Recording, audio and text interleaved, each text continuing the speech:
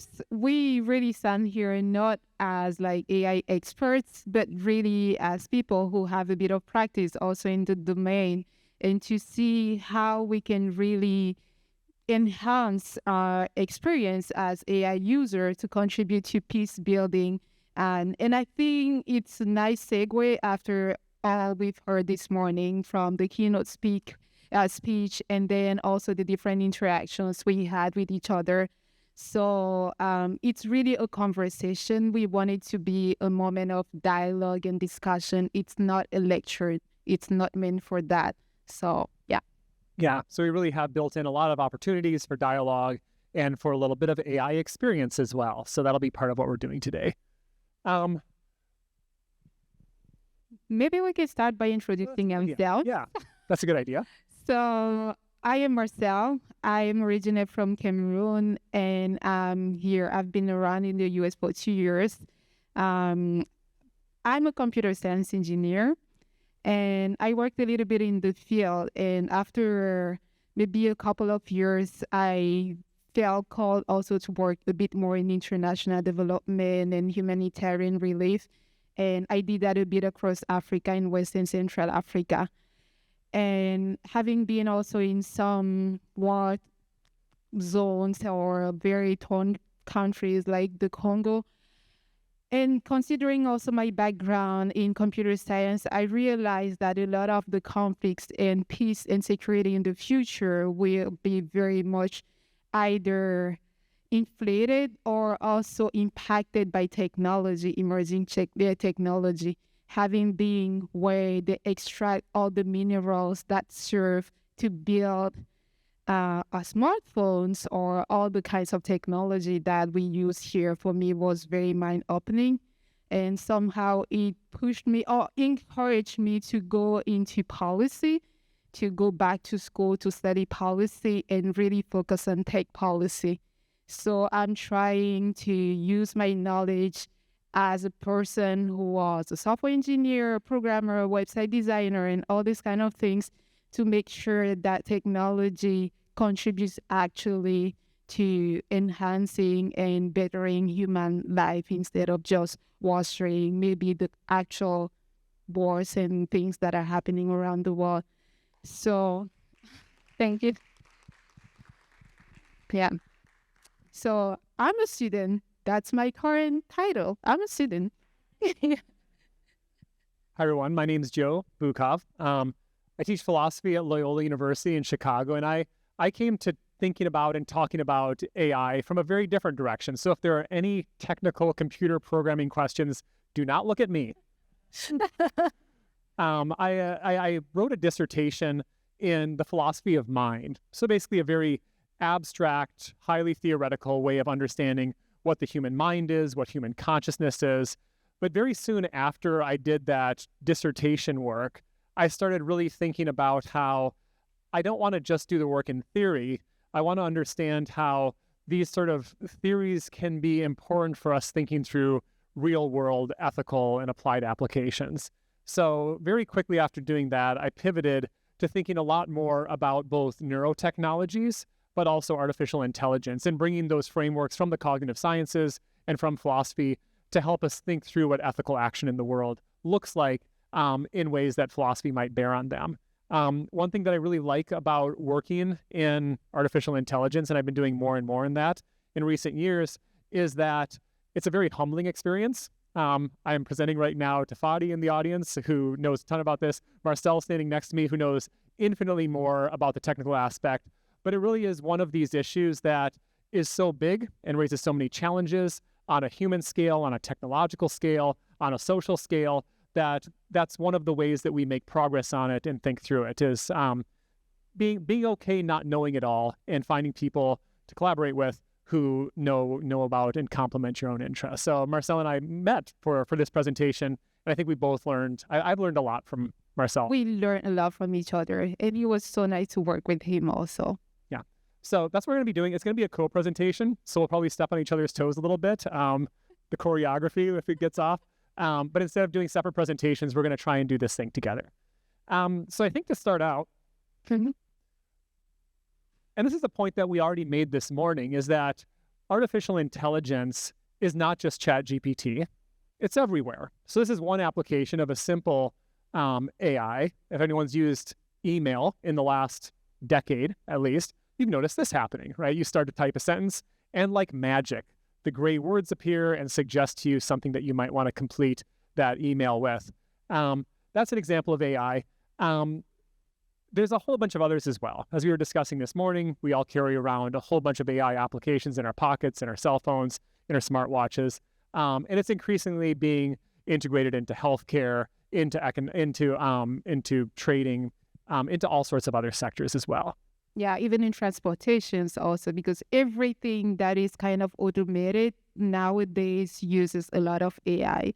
So sometimes just being maybe in an elevator, you need to know that somehow it's powered also, but after also he will speak about it, not like generative AI, which is what we are more or less aware of now because it's well spread through the copilots and everything. But there are more forms of AI, and not everything is AI is bad. In fact, it's really improving our daily lives, the experience we have with the world, even with each other. So this is something that's very important also to consider. Yeah, and I think it also is worth noting that it can be easy to think, well, I'm not going to use ChatGPT anytime soon, or it's just a novelty, and so it's not something that's going to directly affect me. And I think one point that Fadi was making this morning and that we really wanted to just make at the beginning is it is a technology that's being integrated all over the place. So it's really something important, even if you're not using the sort of generative AI models that have gotten a lot of news press lately. It really is something that's everywhere right now, and is only going to be increasingly more so. We did, though, want to turn to the flashy stuff. So this is the one that has made a lot of headlines. Probably almost everyone's heard about it by now. So ChatGPT is a large language model. It's a form of what's called generative AI, meaning that it generates what it's making. So when you produce something on ChatGPT, it is generating novel strings of text that haven't been generated before. And there's some good reasons why in the last couple of years, this is the thing that everyone's been talking about a lot. So even if you haven't interacted with it, you've probably heard about it. And if any of you had played around with this in earlier iterations, you might have noticed that it wasn't good and that it's gotten better over the years. So one thing that we want to do is eventually to share some of the challenges that AI poses to peace building and to building of trust among people. Also some solutions or proposed solutions or ways forward for those challenges. But before getting there, we wanted to give you just sort of a quick overview of what this thing is that you're using. So obviously this is not going to be a thorough overview, but just give you a little idea, because I think sometimes you interact with that, you get a good laugh, but it kind of looked like magic, right? We know it's not magic, but it's kind of that experience. It's like, well, I typed this thing in, something came out, it's kind of disturbing, just gave you your biography, gave you a letter of recommendation, gave a pretty good poem. It's like, well, that was neat, but I have no idea how it works. So we just wanted to talk through really quick sort of AI 101 crash course, because it turns out that having a little bit of understanding what these things are is really important for understanding what kinds of challenges they pose. And also when we speak about artificial intelligence, there is a lot of terminology that sometimes you hear, like there is AI, there is machine learning, deep learning, LLMs, algorithms. And sometimes we don't know exactly what is what and why are all these things different, but also what do they do? So this is really like a very like AI 101 in a nutshell, very crash course. Yeah, and we're being a little loose with our terminology too. Like Marcelle, there's a lot of distinctions here. But we just wanted to give you an idea of how something like ChatGPT works. And this is a very simple story. So the LLM here means large language model. And when you first build one of these models, it's large language because it deals with text, right? You don't use ChatGPT to create images. No doubt many of you have seen the images of Pope Francis in all manner of stylish gear. That's not an LLM because it's creating images. So an LLM is just concerned with text. Obviously, you could have a different AI that does things with different forms of data. And initially, these are what are called untrained. So that's why the question mark is on there. It can't do much initially. So what you'd have to do is you'd have to do the equivalent of teaching it.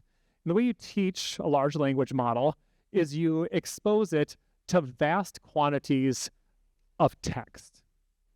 It's kind of in some ways analogous to teaching a baby. I have a whole bunch of kids at home, and you teach children by just saying mama, mama, mama until babies start saying that back to you. Something similar is kind of going on here, and you expose the model to giant amounts of what's called training data. Of course, what training data you use is different based on what kind of model you're building. So if you want it to write something, it's text. If you want it to make pictures, it's pictures. In the case of ChatGPT, we're going to get to this eventually, but we don't know exactly what they use to train it. But in previous iterations, we know this is some of the stuff that OpenAI, the company that built it, have used in the past. So Wikipedia, that's a lot of text, right? Just give it all of Wikipedia. Lots of ebooks. Common Crawl is a nonprofit that tries to archive as much of the entire internet as possible. That's obviously impossible, but just takes a whole bunch of data in so you can say, here's this section of the internet. And they also used a little bit of Reddit. And then what happens is that the model is built so that it's able to identify patterns in that text. So it's able to see, when this word occurs, this other word usually occurs after it. Or when this theme is happening, then this is the way that typically develops. The T in ChatGPT is short for transformer, and that was one of the really key things that went from doing email autocomplete to being able to write a full essay. So we don't need to go into the details, but basically it's able to do a lot more sophisticated pattern recognition. So it starts recognizing patterns, giving you this output. Sometimes it's good output, sometimes it's not. So what you need to do then is you need to say when it's doing a good job, when it's doing a bad job. And you iterate on that over and over and over again. And again, we've seen some of this in real time where ChatGPT, Google Translate, if you rely on Google Translate, these things progressively get better because you keep telling it, yes, you're doing a good job. No, you're doing a bad job. Every time you do that, it gets a little bit better. So that, again, that is a very crash course introduction to this. But I think it's important to have some of that terminology of how are they building these? What exactly is it doing? In order to talk through some of the challenges we want to. So something important we wanted to mention also, it's like your experience as a user helps the computer scientists to improve also the way AI is trained and what it gives back as an input in the future iteration. So it's very important also, like every time, maybe you were not aware of it, but every time you give maybe a thumbs up to, I don't know, a comment or something, that's used also to know, okay, the algorithm learns that, okay, people like this kind of thing. So maybe next time if one person types this kind of suggestion or search, this is the kind of answer of output I can generate. But it's not only related to AI, it's just like algorithm and like customer user know-how, like to provide some feedback for marketing purposes, but also for other things. So every time you say, okay, maybe this was nice, because I know when you generate a text with AI, it's like, you can click a thumbs up, like, I liked it or I didn't. So you can see the AI asking you, what was wrong? Was it factually wrong, or is it because there was something? So every time you provide that feedback, you're also contributing to training AI. Yeah, so that's something that I had learned too, that I thought was really interesting. You're not just sort of thumbs upping, because I thought that was great. You're actually helping train the AI in real time. Okay, so we want to now talk about some challenges to peace building. And I'm going to fill this all in. Let's see. All right, so here's the categories we want to talk about. 4 different challenges to peace building that I think all of them are in some sense rooted in trust. They're really challenges to trust that in turn make peace building really difficult. So you can think about this, challenges to peace building and also challenges to trust. We're going to cover 4. Problems with training data. So now you know that word. That's one reason why we wanted to introduce it, so that we can talk about that. Problems of alignment, problems of use, and problems of governance. This is very much an introductory thing. We could do a whole semester of classes on this thing. We'll at least give you a flavor of some of the challenges that AI faces, that we're facing in an era of AI, to being successful peace builders.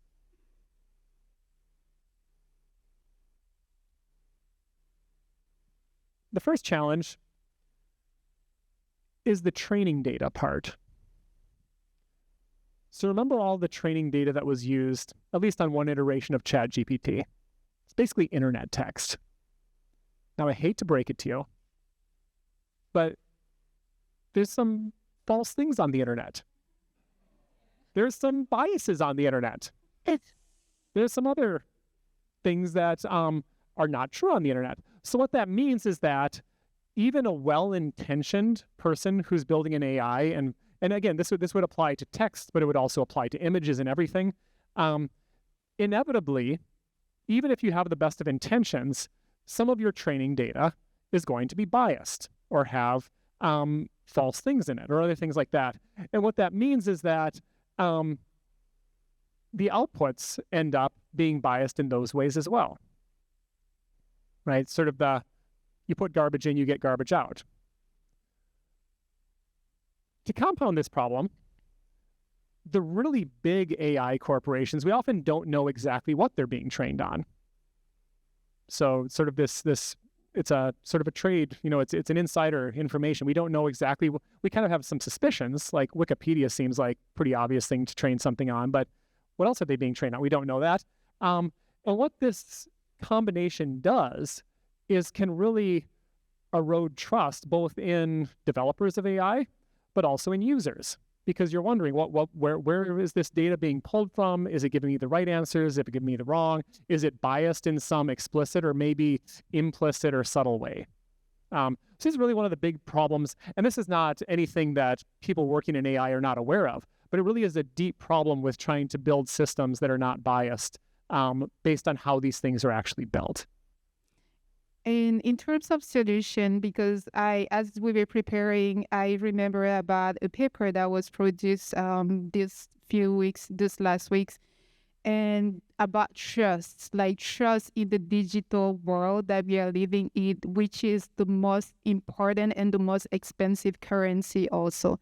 It goes way beyond money. It goes way beyond everything. It's like trusting the content I see, trusting just the service provider, or trusting even the person handling my information, just to be sure that it won't be used maybe to train AI, because we share a lot of private information also every time we do like online banking or just like anything that involves like having to exchange some data.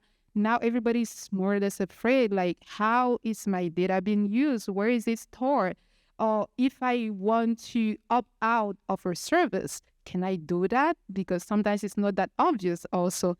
So when we were thinking about it in training data, something that we are pushing a lot also really from the policy side, it's really to build accountability, fairness, and transparency in AI systems. Because really so far, it's true you know how the algorithms work, but it's not that clear yet so what data, the fact that what data are you using? Because also as a person of color, there are a lot of infos that can also undermine the integrity of the person. And, when most of the information available are from one side, it's more or less what you will get also from the AI. Or if the text generated or the images tend to be maybe offensive against people of a certain origin or ethnicity, that unfortunately will also be baked into AI. But I have to say also that being aware of that also, there are ways that scientists are trying to help or improve algorithms to avoid this kind of patterns. So maybe to say, okay, for instance, I think Gemini, which is Google AI, cannot say anything about politics. So if you ask Gemini, tell me about the political campaign in the US, it will tell you, sorry, I'm not allowed to do that. So they are trying also somehow to block those instances in which AI can produce some kind of harmful context. But also how and who is deciding what to moderate, what to block, and what not to, what to make available. Because something that is very important also, it's the content you get depends on your location. If I do a Google search, both of us, and Philip, sorry, if we all do, we did say, okay, tell me about peace in the world. I am in Africa, in Cameroon, where I come from, and you are here in the US. Chances are very high that we will get two different, responses, or let's say even just from a regular Google search or DuckDuckGo or any kind of browser or search engine. So you see, there are also this kind of differentiation, because we don't call it really like there are this differentiation. So how and why? These are also things that are coming up in AI. And there is an arbitrage that we need to do, but who has to do that so far? Because everything, as Patty was saying, is still a lot into the hands of the firms and their teams of computer sciences. So for us being to really hold these people accountable and make sure that there are more and more diverse inputs that get into the data that are used to train the LLMs is crucial. The second challenge we wanted to highlight is this idea of alignment. Roughly what alignment, you can think about it as, what are these for? What exactly are they for? And one problem is that because of the amount of computing power needed to build large-scale AI, they're inevitably built by very large companies who intrinsically need to think about things like profit and increased efficiency and things like that. Now, those are not intrinsically bad values to pursue, but we've seen the ways in the modern age, really since the Industrial Revolution. This is not even a 21st century problem. This is a modernization problem. The ways in which efficiency and profit can take over more human-centered values, right? We're going to pursue efficiency and profit. We're going to align systems in a way that maximize that, but minimize human value.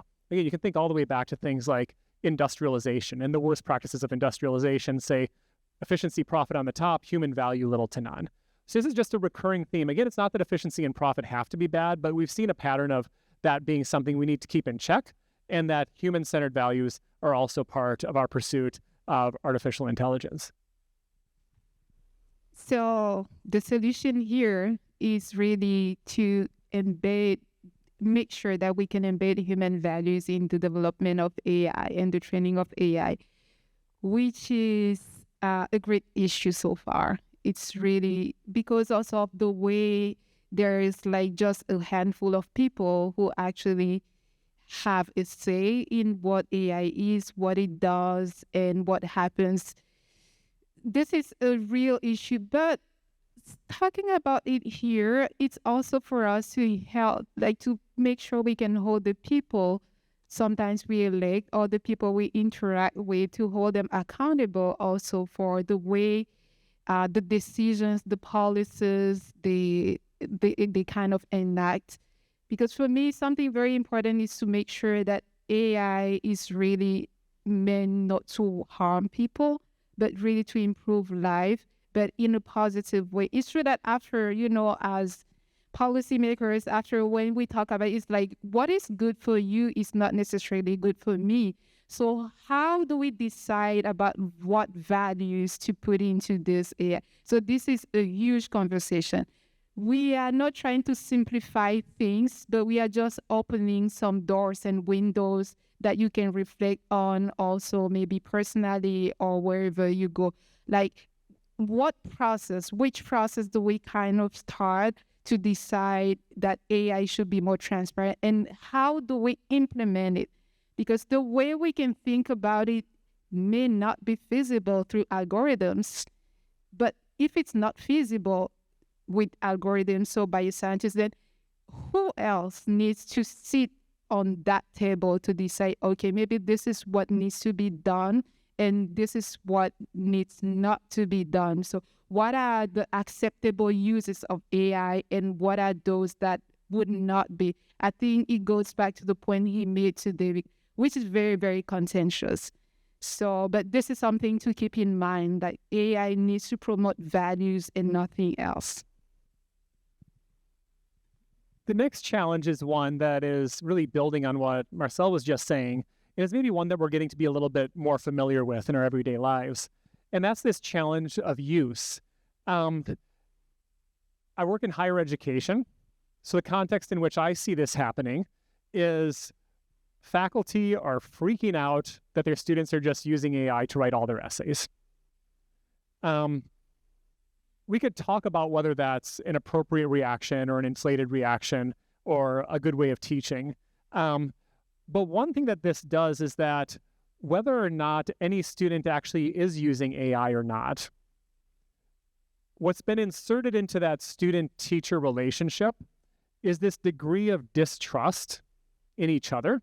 Because of course the students pick up on this, right? Now my teacher doesn't trust me to even write my own, and they're sort of combing through it to see, is this a machine that wrote it or is it my student? So you have the distrust going both ways. And for me, this is one of the biggest challenges, I think. I think AI poses all kinds of challenges, but I think these social relationships, whether it's student-teacher or other kinds of relationships, they're all dependent on trust. And when we insert that question of distrust, and again, this is why it's so nefarious, it's even if no one is using any AI, that question is there in a way in a higher ed context that it just wasn't there before. And think about all these other sectors. And I'd be interested, we'll have a discussion here in just a bit, if any other places where you've seen it come up. But just think about how you interact with news and images now, whether it's on social media or a news source. There's this question mark, right? Is this legitimate? Is this genuine? It's not altogether new. We've had that question since Adobe Photoshop. So it's been something that we've always asked. But the more we have to ask that question, the more that these institutions and relationships, whether they're really personal, like teacher-student, whether they're friendships. Oh, I got that thank you note from Ryan really quickly. Like, that was really quick. Like, did he maybe he did, right? So all these relationships, this question mark's inserted, and it really does have the capacity to erode trust in each other and in relationships in a whole lot of different ways. So it really is a big challenge that all of us, I think, now are thinking about, even those of us not in the tech world. All of our sectors are being affected by this question of trust and use. And on my end, I think this is really one of the slides I was like, maybe if we leave here not knowing what AI is, or maybe not being sure about how to go about AI, fact-checking and privacy for me are two very important things. And fact-checking, because as he mentioned there at the back, AI can lie. AI builds up things, makes up things which are not always true. So it's like, check the facts. Not only as a student, because I'm writing a paper, or maybe I can interrogate AI and to see, okay, what can you suggest? But it's like, check the facts. Go to the main source, the primary source. So always try to go to the root of what you're looking for. And this goes also with privacy, because with AI now, there is a lot of like fake sites generated, a lot of way more scams than in the past. And in terms of privacy, there are usually many rules, but the first is like, think twice before clicking on anything. Sometimes we are just so fast at clicking or scrolling, or it's like, please stop, think twice. If you receive, because even like scams, they're becoming way more, I think we read about it, very sophisticated. So true, because you can use the likeness of the person, the voice of a person. It's like, if you're not sure, just pause and ask. Because also you add a layer of like urgency, especially with scams. It's like, oh, this is happening now. You need to act right now. If not, it's a matter of life or death. It's like, at least try to think, hold back, or ask to someone. I always say, or read, sometimes even just through, if it's a link that you receive, like, okay, click here, read thoroughly. Maybe if it's like Amazon.com or with the USPS, all these things now, you will see that there is always an error in that URL. There is always something that's wrong that can kind of like be a red flag that, oh, there is something wrong here. So please, because this is also, and for me, it's important, make sure you check the fact before forwarding any information, because this is how we also contribute to disinformation or misinformation that is fueled somehow willingly or unwillingly by everything that is generated by artificial intelligence. So we need to be proactive, because we cannot expect others to do that on our side for us, but we can start doing that, like, or sometimes just DMing people, oh, you forwarded this. Are you sure it's real? Did you check it before you shared it? So just be mindful and just do our part also, really, as common users.